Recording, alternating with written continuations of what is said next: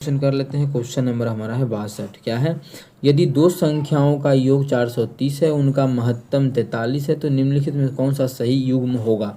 अब देखो, एकदम चुटकी बजा के इसका आंसर मेरे भाई तुम निकाल सकते हो। दो संख्याओं का योगफल कितना है? 430 है। और बोला है HCF दे दिया गया है, तो ठीक है, हम ले लेंगे अगर दे दिया गया है। तो HCF 43 है। अब जो भी कुछ बोले या जो भी संख्या होगा, चाहे ये संख्याओं का योगफल ही क्यों ना हो, तो किससे भाग लगेगा? उसमें 43 से भाग लगेगा। क्यों? क्योंकि HCF से भाग सभी चीज़ में लगता है। उस संख्या में, संख्या के योगफल में, संख्या के अंतर में, HCF में, LCM में, LCM HCF के योगफल में, LCM HCF के अंतर में, गुणनफल में, सभी चीज़ में किससे भाग लगता है? 43 से। क्वेश्चन में पूछा है कि निम्नलिखित में से कौन सा वह सही संख्या युग्म है। जो भी संख्या होगा, जो भी A और B का मान होगा, उसमें 43 से भाग लगेगा। 100% गारंटी है, हाँ। लेकिन उससे पहले हम ये भी चेक कर लेंगे भाग लगने के साथ साथ कि दोनों को जोड़े तो हमारा 430 पुरना चाहिए। देख लेते हैं 430 पुर रहा है, इसमें ये हो सकता है आंसर। ये हम जोड़ेंगे तो 2 1 3 8 2 दिमाग 8 5 12 1 3 बाकी 1 2 1 3 1 4 बिल्कुल पुर रहा है। ये भी इसको जोड़ेंगे तो हमारा हो जाएगा 6 दिमाग की 1 8 से 3 3 1 4, ये भी हो गया। 129 2 3 से ये भी पुर गया, ये भी पुर रहा है। तो 430 तो योगफल तो सभी पुर गया। अब हमें महत्तम के लिए क्या बोलना है कि सभी में कितना से भाग लगना चाहिए। तभी तुरंत जस्ट अब आप लोगों को हम समझाए हैं कि भाग किससे लगना चाहिए? 43 से। 43 से भाग लग रहा है 215 में, तो देख लेते हैं। जैसे में 5 से गुना करेंगे, 5 या 15 5 बाकी 1 और 4 5 20 1 21 215। आपको बच्चा बोलेगा हाँ हाँ सर यही हो जाएगा, तो नहीं होगा मेरे भाई। क्यों नहीं होगा? इस चीज़ को समझो गौर से। क्वेश्चन में क्या बोला है कि मेरे भैया उसका जो HCF है वो 43 है। अगर तुम समझना ध्यान से, अगर तुम मान लेते हो कि ये भी पहला भी संख्या 215 है, दूसरा भी संख्या 215 है, तो दोनों का HCF, दोनों में 215 है, तो इसका HCF तो 215 हो जाएगा। जबकि क्वेश्चन में बोला HCF 215 नहीं है, सिर्फ 43 है। और 215 पहला भी संख्या, दूसरा भी संख्या, दोनों में मिल जाएगा। इसका मतलब HCF 215 हो जाएगा, जो कि गलत है। HCF 215 हमारा नहीं होना चाहिए थी, तो गलत हो गया। बिल्कुल गलत, 100% आ गया यहाँ तक समझ में। दूसरा चीज़, अब एक चीज़ और यहाँ से समझना मेरे भाई तुम, ये कि HCF 15 है, ये सॉरी, इसको हम यहाँ से डिलीट कर लेते हैं। एक सेकंड, हाँ हो गया डिलीट, ठीक है। अब HCF 43 है, इसका मतलब उस दोनों नंबर में 43 के अलावा कुछ भी कॉमन नहीं है। इसका मतलब है कि A और B में कॉमन का बात कर रहे हैं। 43 गुना कुछ भी हो सकता है, 2 4 6 8 कुछ भी, लेकिन जो इसमें दोनों में होगा सिर्फ और सिर्फ वो कॉमन जो चीज़ होगा वो 43 ही होगा। 43 के अलावा कुछ भी नहीं होगा। ऐसा नहीं होगा कि इसमें भी 2 होगा, इसमें भी 2 होगा, नहीं हो सकता है। क्यों? क्योंकि अगर 2 होगा तो HCF में ये भी आ जाएगा, जबकि HCF के बारे में बोला है सिर्फ 43 HCF है। इसका मतलब है 43 के अलावा कुछ भी कॉमन नहीं है। हम इस दोनों को क्या देख पा रहे हैं, जैसे C ऑप्शन देखें तो 43 तो होगा, हम मान लेते हैं 43 है बिना चेक किए। अगर 43 नहीं भी होगा तो भाग करके क्यों चेक करें? उससे पहले एक नियम लगाते हैं, 43 मानो इसमें भी है, मान लो, या है तो अच्छी बात है, 43 इसमें है, लेकिन 2 से भाग इसमें भी लग रहा है, 2 से भाग इसमें भी लग रहा है, मतलब 2 इसमें भी आएगा और 2 इसमें भी आएगा। जबकि क्वेश्चन का कहना है कि दोनों में 43 के अलावा कुछ भी कॉमन नहीं हो सकता है। कुछ भी का मतलब 2 नहीं आ सकता है। दोनों में 2 आ जाएगा तो HCF में नहीं हो जाएगा। HCF में भी इसका मतलब 2 आना चाहिए, HCF में तो 2 नहीं है। इसका मतलब है कि दोनों में 2 कॉमन नहीं हो सकता है, सिर्फ दोनों में जो कॉमन होगा वो 43 हो सकता है। इसमें भी देखो 2 से भाग लग रहा है, इसमें भी लग रहा है, मतलब इसमें भी 2 कॉमन आ रहा है, तो नहीं हो सकता है। 2 कॉमन नहीं होगा, क्यों? क्योंकि सिर्फ और सिर्फ 43 हो सकता है, भाग लगे तो लगे, ठीक है। भाग मानी 43 इसमें भी लग गया, इसमें भी लग गया, तो क्या आंसर हो जाएगा? नहीं। क्यों? क्योंकि 2 कॉमन आ रहा है दोनों में। जब दोनों में कॉमन आएगा तो HCF में तो 2 और आ जाएगा। जबकि क्वेश्चन में बोला HCF सिर्फ और सिर्फ 43 है, तो गलत।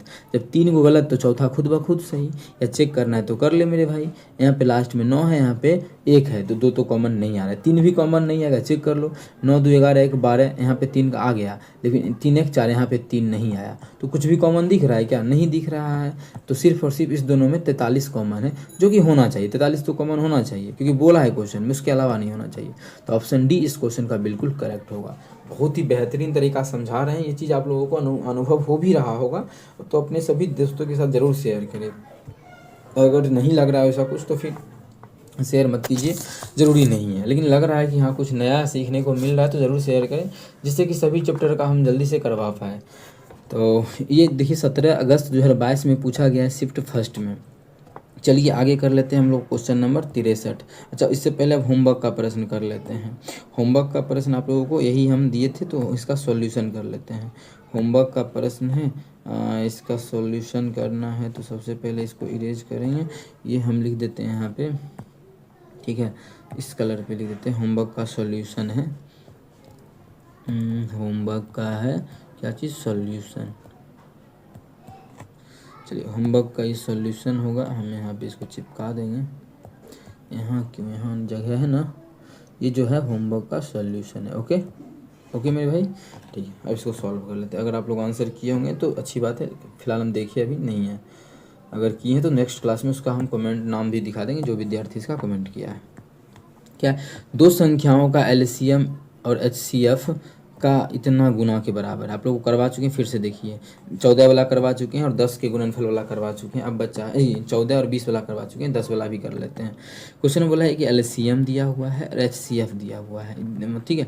तो इसमें जो एचसीएफ एलसीएम के बारे में बोला है, बोला एलसीएम जो है वो एचसीएफ के 10 गुने के बराबर है। एचसीएफ अगर 1 है तो एलसीएम इसके 10 गुने के बराबर 10 के बराबर है, ऐसा क्वेश्चन में बोल रखा है। आगे बोला है उनके लघुत्तम समावर्तक और महत्तम समावर्तक का योग 451 है। एलसीएम और एचसीएफ दोनों को जोड़ते हैं तो हमारा 451 आता है। बोला है उन संख्याओं का योगफल भी दिया है 287, मतलब ए और बी दोनों संख्याओं को जोड़ेंगे तो हमारा आ जाएगा 287 287। तो उन दोनों में से एक कौन सी संख्या है। पहला बात हम एचसीएफ पता कर लेते हैं। एचसीएफ आने से क्या होगा कि कॉमन आप लोगों को पता है कि एचसीएफ से भाग सभी में लगता है, तो ऑप्शन के थ्रू ही देख लेंगे कि किस में भाग लग रहा है, वही तो मेरा आंसर हो जाएगा एचसीएफ से। ऐसे यहाँ से भी एचसीएफ निकाल सकते हैं, आप लोग को बताए हैं। यहाँ भी एचसीएफ होगा, जो यहाँ भी होगा, दोनों में जो कॉमन आएगा वही एचसीएफ होगा, लेकिन निकाल ही लेते हैं, आसान है। कैसे, तो एलसीएम और एचसीएफ का योगफल हम लोग अनुपात में कितना देख रहे हैं, तो देख रहे हैं कितना 10:11 हो जाएगा। और एक्चुअल में इसका योगफल कितना दिया है, 451 दिया हुआ है। जैसे इसको काटेंगे तो 11 चौके 44, 11 का आएगा 41 आ गया। इसका मतलब है कि एलसीएम हो गया 41 गुना 10 हो जाएगा, मतलब बोल सकते हैं 410। और एचसीएफ जो हो जाएगा वो 41, क्योंकि एक अनुपात का मान 41 हम लोग यहाँ पे निकाल चुके हैं। अब देखिए जो भी आंसर होगा उसमें 41 से भाग लगेगा। आप लोग बोलिएगा 41 इसमें भी लग रहा है, इसमें भी लग रहा है, इसमें भी लग रहा है, इसमें भी लग रहा है, ठीक है। तो हम लोग फिर दूसरा अपनाएंगे, क्या, दोनों का योगफल दिया है तो हम लोग को दोनों पे यहाँ निकाल लिए, और पहली संख्या दूसरी संख्या भी दिया हुआ है। क्वेश्चन में बोला है उन दोनों में से एक संख्या कौन सी है। तो चलिए इसको हम निकाल लेते हैं। अब आप लोगों को पता होना चाहिए कि पहली संख्या गुना दूसरी संख्या बराबर एलसीएम गुना एचसीएफ होता है, ठीक है। तो इसको हम सॉल्व कर लेते हैं। लेकिन अगर एक चीज़ आप लोग एक चीज़ सोच रहे होंगे यहाँ पे, अगर हम इसको अब सॉल्व करने जाएंगे तो ज़्यादा टाइम लगेगा। तो आखिर करना क्या चाहिए, क्यों सॉल्व करेंगे, क्यों ज़्यादा टाइम लगेगा। किसी के पास क्वेश्चन है तो उसका भी जवाब है, क्योंकि दोनों संख्या दिया है योगफल, और दूसरा हम निकाल सकते हैं दोनों संख्याओं का गुणनफल भी, क्योंकि दोनों संख्याओं का गुणनफल होता है एलसीएम गुना एचसीएफ, जो कि दोनों को गुना कर देंगे तो काफ़ी अधिक टाइम बर्बाद हो जाएगा। तो आप आखिर करें क्या, हमारे पास तो कुछ दिख ही नहीं रहा है, तो हम बताते हैं कुछ बहुत कुछ दिख रहा है। तो एक चीज़ ध्यान रखना मेरे भाई कि अभी क्या है कि एक चीज़ पता है कि अगर हम गुना करते हैं ए और बी को, मतलब पहली संख्या और दूसरी संख्या को, तो क्या आता है एचसीएफ गुना एलसीएम, यही आना चाहिए क्योंकि फॉर्मूला होता है। अच्छा एचसीएफ में कितना है, तो एचसीएफ में बोल सकते हो कि 41, बोल नहीं सकते हो, बोलना है, और एलसीएम में 410 है। इसका मतलब अगर दोनों को गुना करेंगे एचसीएफ और एलसीएम को, इसका मतलब है कि इसको आप भूल जाओ, मतलब दोनों संख्याओं के गुणनफल के बराबर है, मतलब दोनों संख्याओं को अगर हम गुना करेंगे तो लास्ट में 0 आना चाहिए। तो हम ऑप्शन के थ्रू क्यों नहीं मान ले, क्योंकि इसमें लास्ट में 0 आ रहा है। अगर 2-3 ऑप्शन में आएगा तो फिर तो कुछ दूसरा नियम सोचना पड़ेगा।